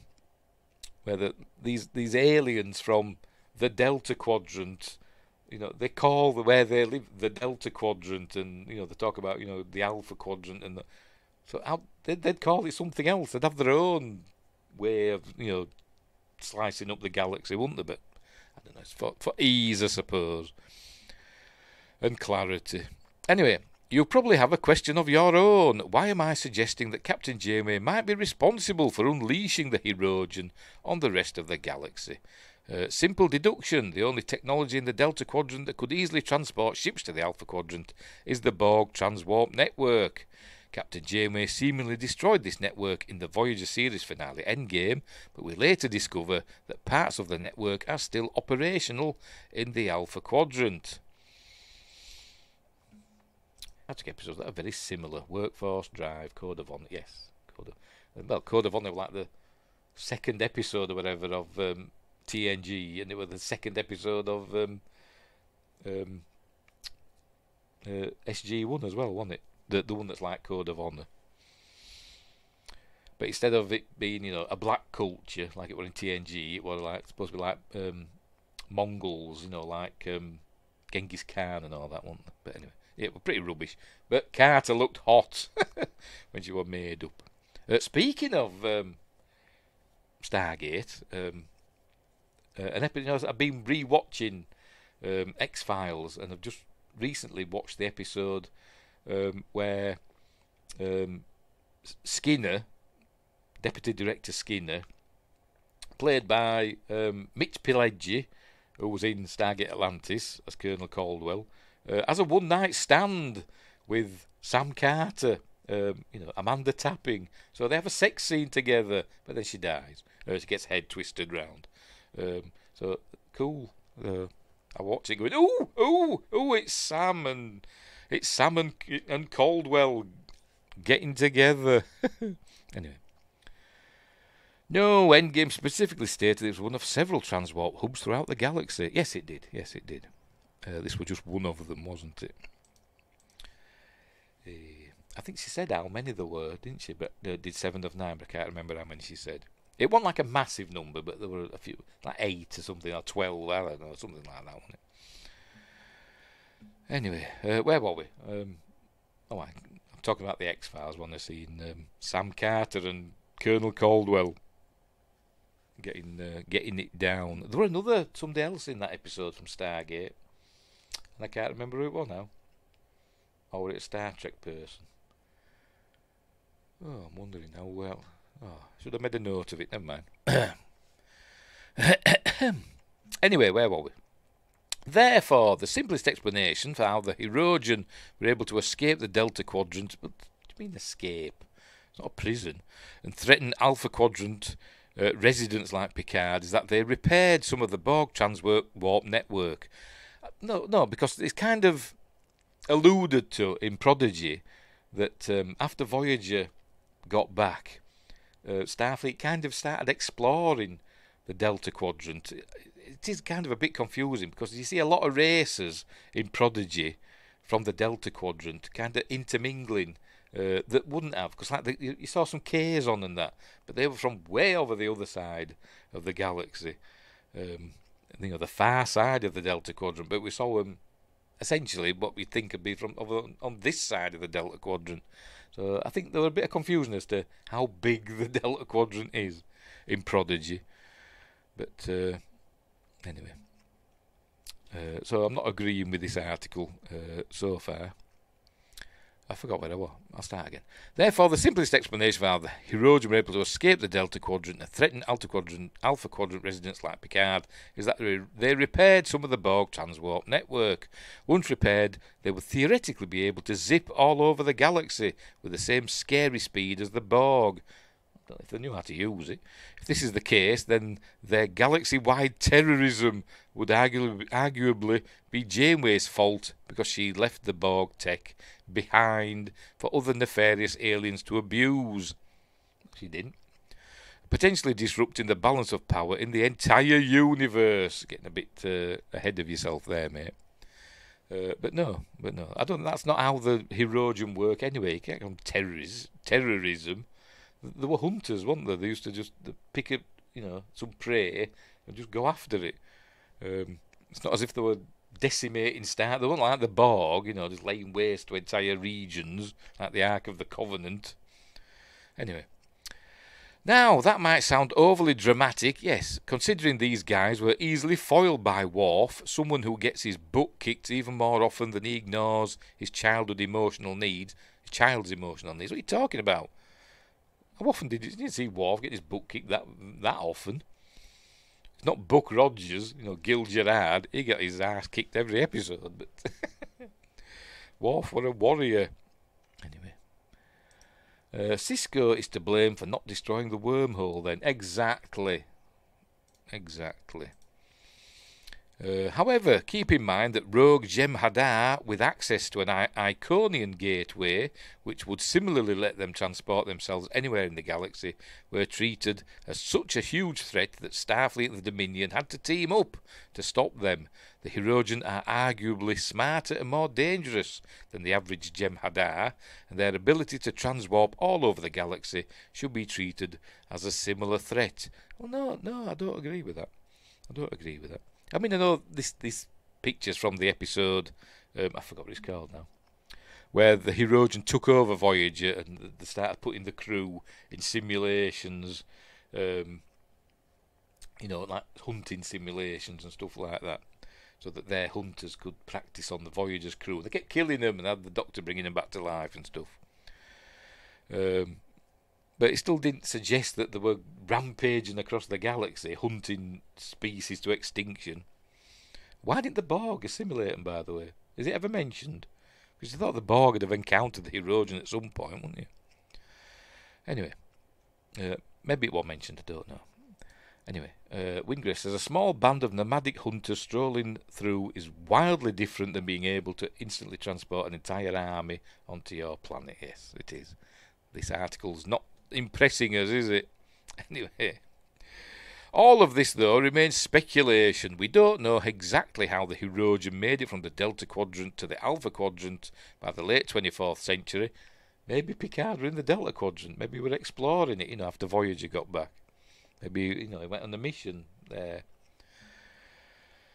Don't know. As I said, it seemed the Delta Quadrant seemed to be opened up after Voyager got back somehow. I don't know how. Maybe they used transwarp technology or something, or slipstream. They started using slipstream drives and stuff, didn't they? I think. But anyway. And the Protostar things drive. I don't know. Maybe they found other elusive technology that improved their propulsion, the kind of tech Voyager was always searching for. The likeliest possibility that remains, though, that by crippling one foe, Captain Janeway might have unleashed another on some very unsuspecting foes, including Jean-Luc Picard. Is that it? Right. No, I disagree, Chris. I think you're way off there. What about Species 8472? Why didn't they go rampaging across the Alpha Quadrant? They were a much more dangerous foe than the Hirogen. And they were in that area, because that's where that space station was. That was in the final season of Voyager, wasn't it? And they came across that space station where Species 8472 recreated Starfleet Command. Anyway. There's a Hirogen assimilated by the Borg action figure. Oh, there you go. There you go. I don't know if it were ever mentioned, though, in the series when... Because I think we had 7 of 9 and Tuvok. When we first encountered them in the episode Hunters, I think it was 7 of 9 and Tuvok, wasn't it, that first encountered the Hirogen. I can't remember if she ever mentioned, if they had a species designation. Can't remember. I like that episode, but I hate what they did to 8472. Yes, they diluted them like they always dilute the bad guys in Star Trek. They always make the bad guys not as bad as, they were. And for some reason, in the last season, they always seem to ship people, put couples together randomly. I don't know why, but anyway. It shouldn't have been Species 8472 on that space. It should have been another species, maybe a new one, or maybe just one, maybe a Hirogen. Maybe that was another one of their things that they were doing. But anyway, whatever. But yes, I disagree with that article. I know it's not Janeway's fault. She didn't unleash anything on the galaxy, and we don't know when or where Picard was when he encountered that Hirogen. He might have been in the Delta Quadrant, or close to it. Don't know. Anyway, according to Google AI, in Star Trek, the Borg designate the Hirogen species as Hirogen designation 2 of 3. So that's wrong, he says. Hirogen designation 2 of 3. Is that? But that's Google AI, isn't it? So is it just making it up? Is it making it up? Bizarre. Have a look, see if I can find anything. Can't spell.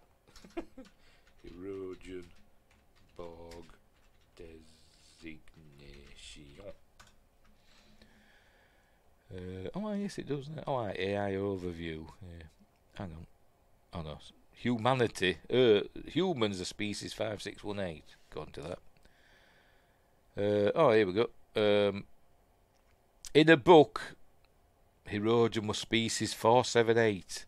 In a book called Places of Exile by Christopher L. Bennett. So there we go. But that's in a book, so it's not technically not canon.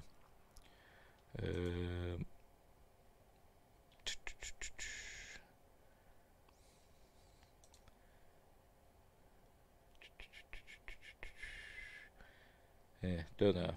Doesn't mention it.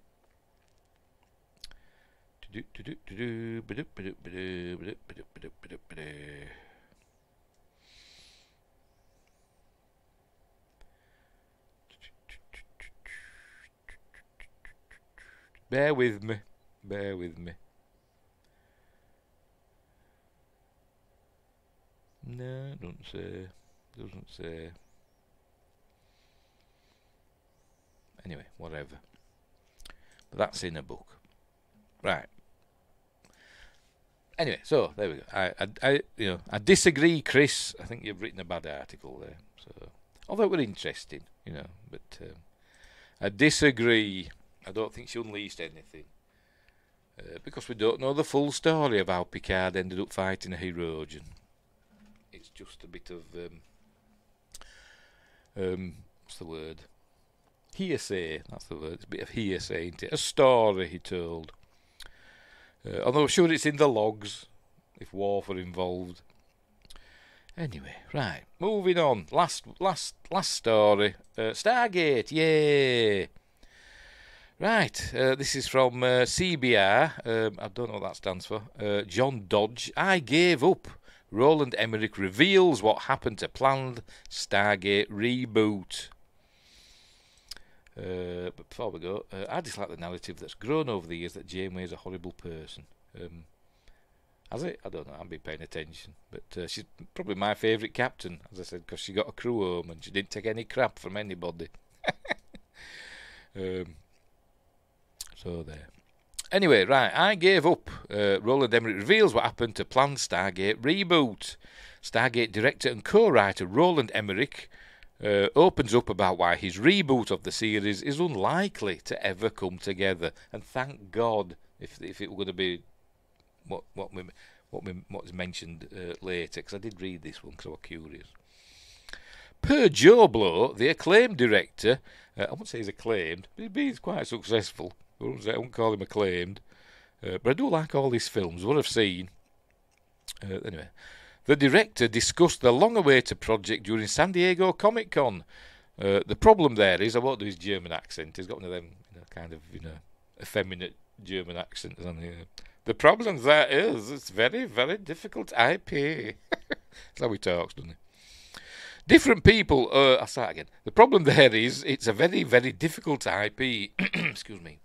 Different people own the IP, and it's very, very difficult to do stuff like that, Emmerich explained. Yeah, but I don't want to do it, really. I gave up, he says. And that's from the movie.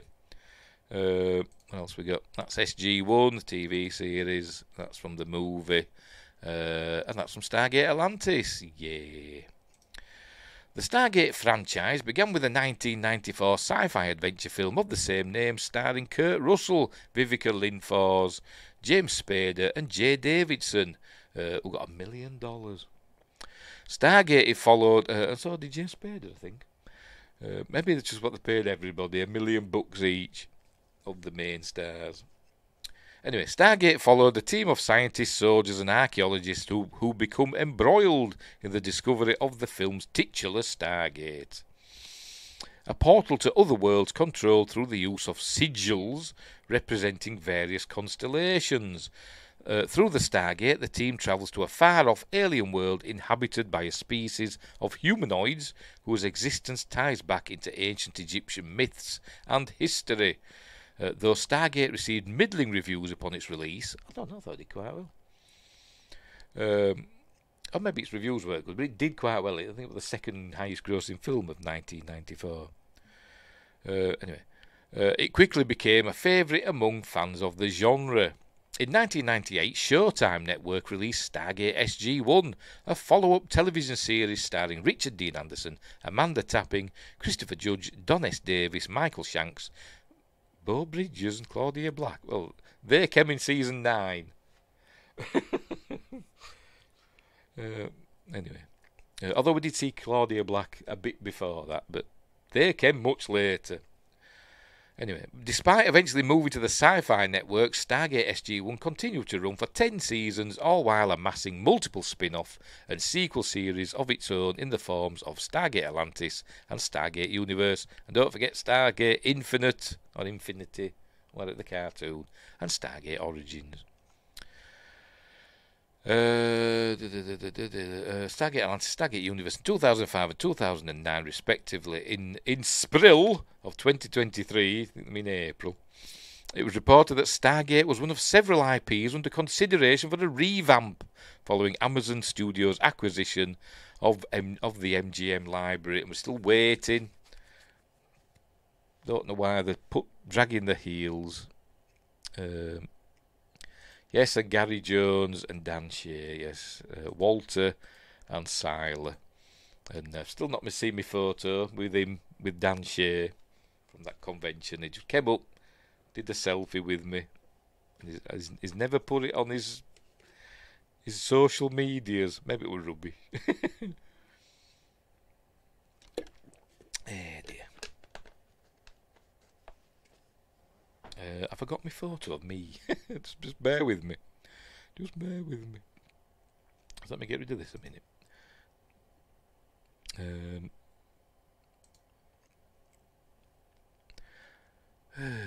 Where might I put it? I don't know. It actually might be on my Facebook page. I just wanted my photo from that convention of me and the Stargate. I look a right state. If I can find it. But where have I put it? Where have I put it? Oh, where are you going? Albums.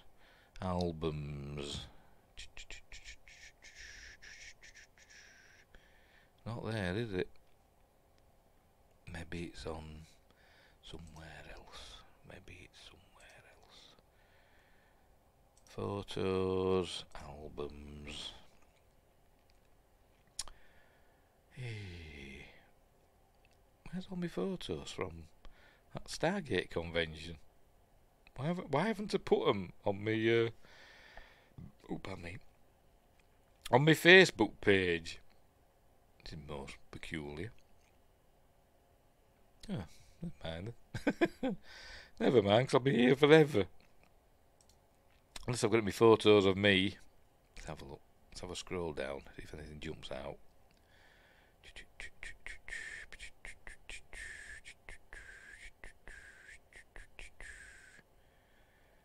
Nope. Oh! No, that's not it. Never mind. Never mind, I can't find it. Photo of me coming through the Stargate. I'm fed up now.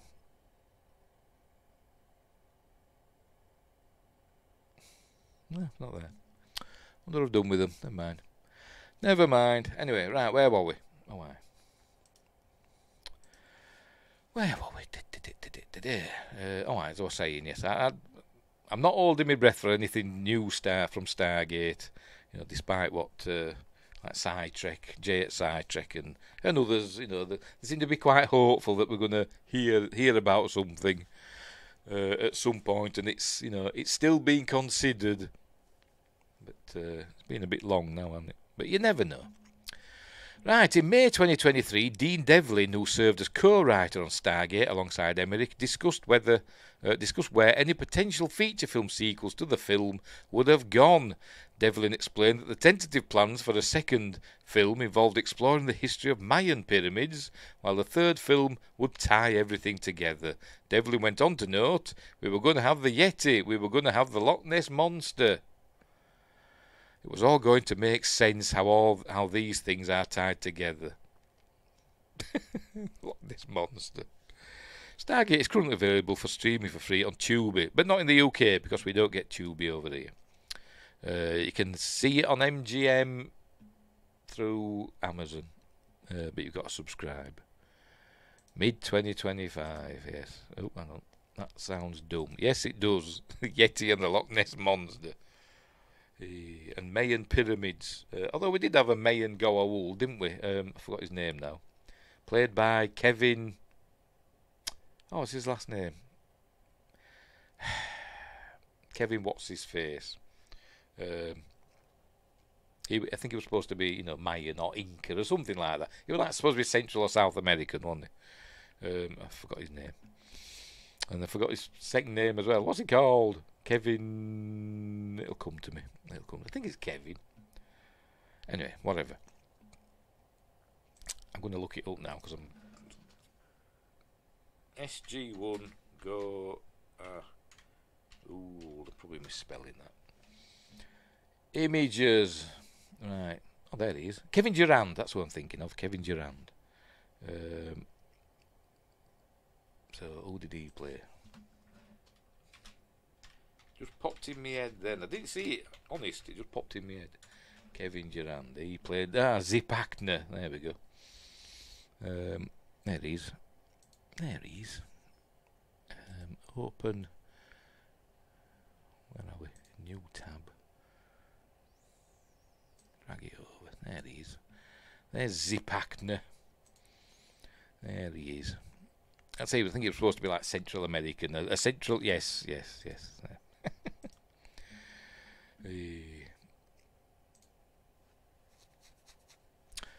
Right, so anyway, I should know what I've done with that picture of me coming through the Stargate. But anyway, who got a costume upgrade when he started working for Anubis? Yes, he did. Anywho, we're all done and dusted, so that's it. So Roland Emmerich is given up on Stargate now. So all we've got to do now is just wait for word from Amazon/MGM to see what happens. But I'm not holding my breath. Right, I think that was it. I think that was the last one.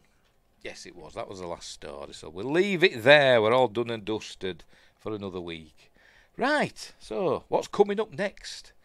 What day is it? It's Wednesday. So Friday, I haven't got... I keep forgetting to get my box set. This Friday for Appointment with Fear, we're doing The Devil Rides Out, starring Christopher Lee. In the Hammer film based on the book by Dennis Wheatley, which is a lot of fun, and Christopher Lee plays a good guy in it. And then on Monday, next Monday's Magnificent Mondays, we're watching Sphere, or we're doing Sphere, which is a kind of a guilty pleasure. I like Sphere, but the ending's horrible. Anyway, Windgrace says he's going to keep working on the sequel idea of Stargate, I assume, and rewriting seasons 9 and 10 to make Mayborn a prior. That'd be interesting, wouldn't it? What happened to him? I forgot what happened to Mayborn. He's around, though, isn't he? He didn't die, did he? He'll be around somewhere. I'm sure he is. But I forgot what happened to him.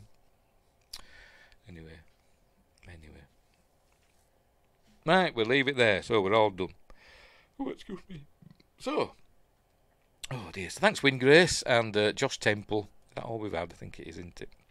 In the chat. Thanks for anybody who watched live and all that jazz. We never saw him after he was king. Yeah, we're going to say the last time we saw him, he'd be the man who would be king on that planet, wouldn't he? We didn't see him after that. So presumably he's still there, maybe. Oh, I can't remember what happened in that. That's another episode I generally skip. To be honest, I'm not a huge fan of the Mayborn episodes as a rule, but particularly that one. But anywho, right, so we'll leave it there. So, thanks for watching. Wherever you are, look after each other, and until next time, I'll say the...